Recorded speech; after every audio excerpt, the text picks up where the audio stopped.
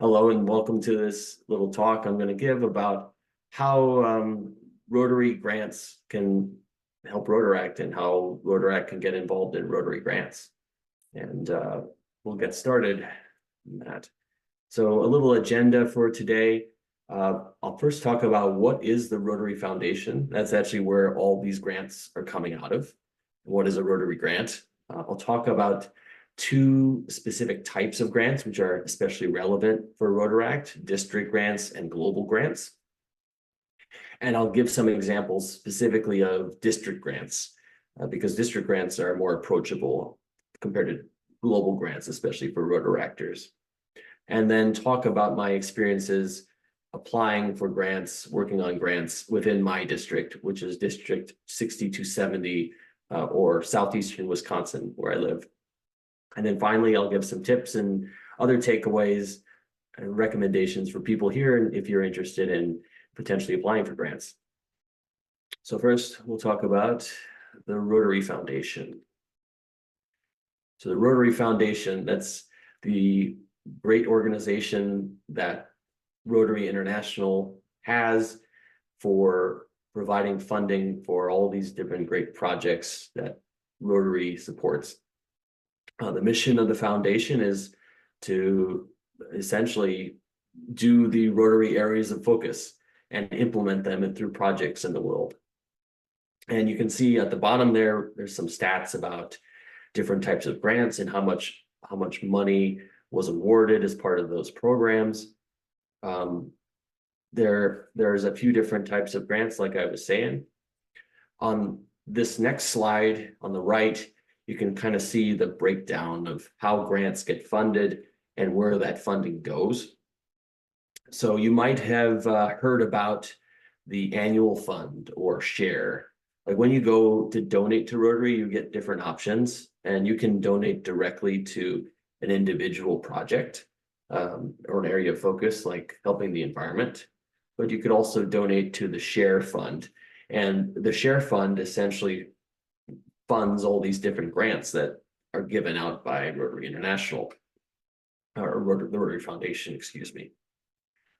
As it says in this text, which I just copied off of the Rotary website, which is linked below, essentially this money that comes in from share is divided up into a couple different categories: the World Fund and the District Designated Funds, or DDF. And DDF is in turn split into two types of grants: district grants and global grants. So next, we move to comparing grant types. A district grant is typically a smaller scale project. It has more of a short-term impact. So think something, at least in a short term, in the sense that it's not a continuously running project.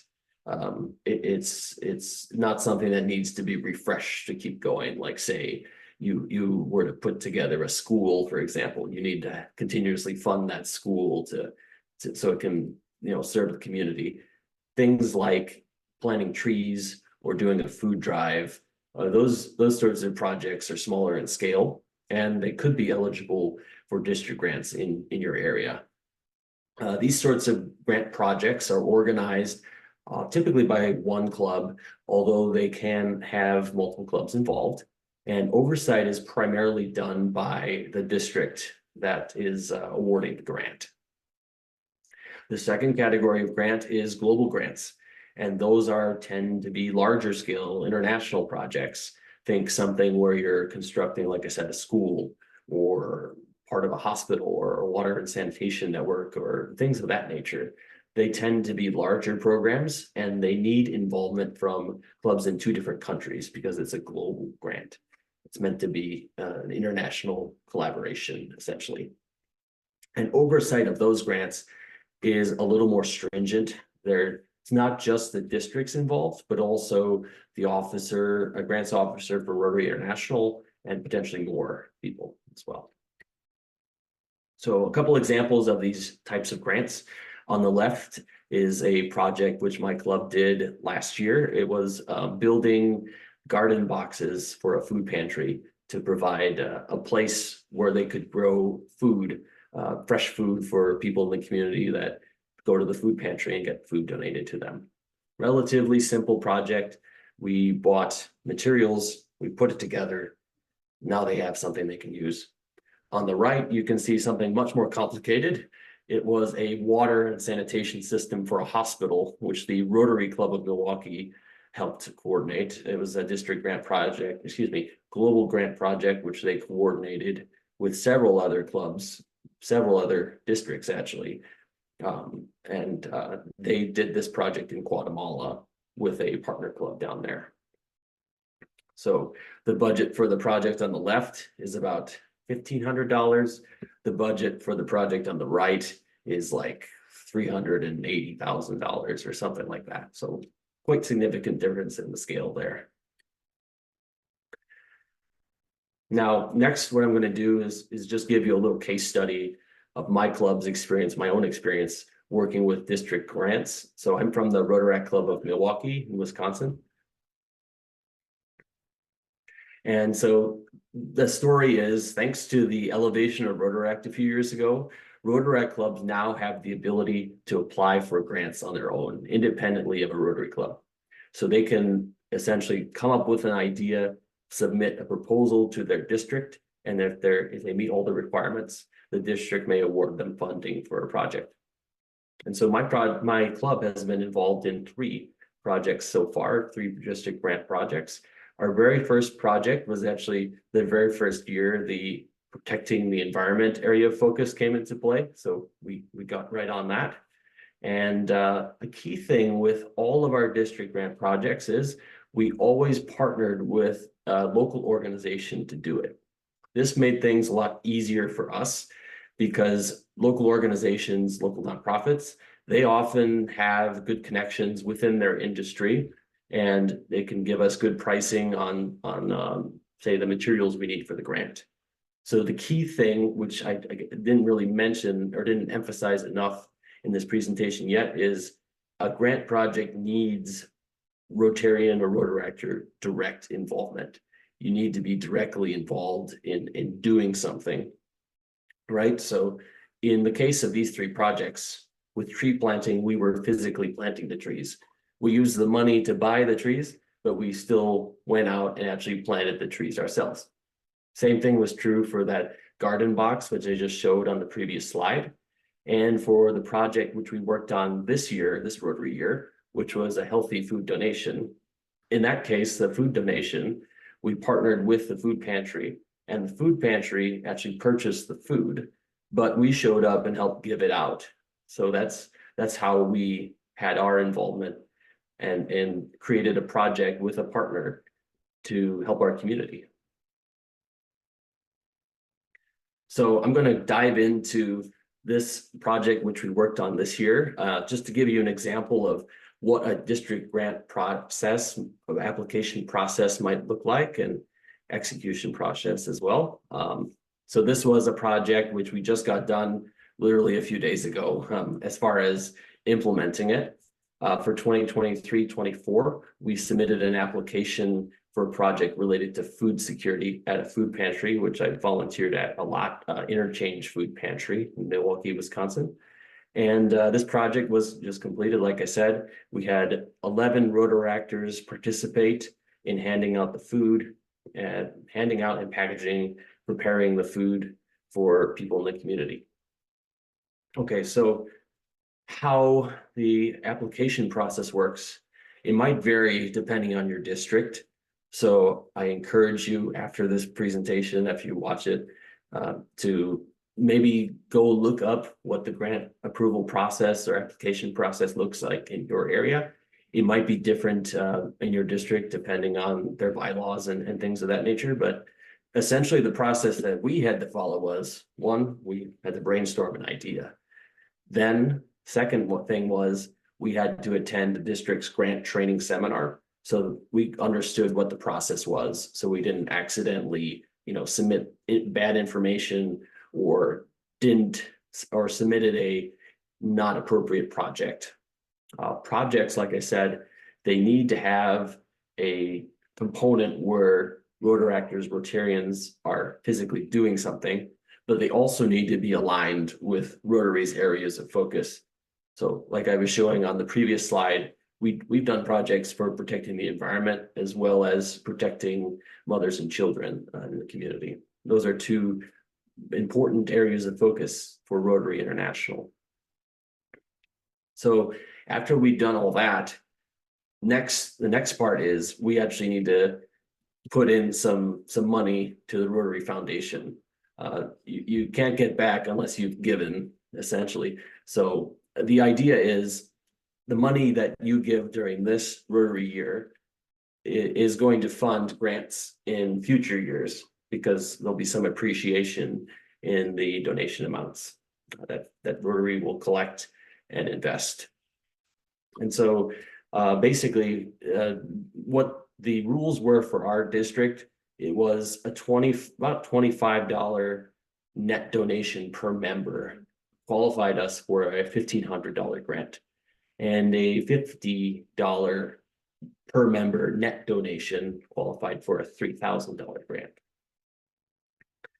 Now that's a net donation, so you could potentially have the donation made on behalf of the club.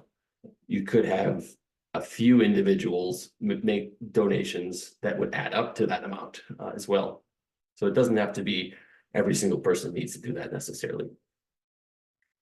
So then after you've done that, you prepare an application for your project, and your local district committee will review it.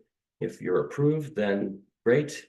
You'll get some funds, half of the funds approximately, early in the next Rotary year. All right. So next couple slides, it just kind of show a little bit of what the grant application looked like. We essentially needed to provide a fair amount of information about the project, what we wanted to do, and be very specific. So they asked questions about, like, what is the purpose of the project? How does it align with Rotary International's goals? What's going to be the impact on the community?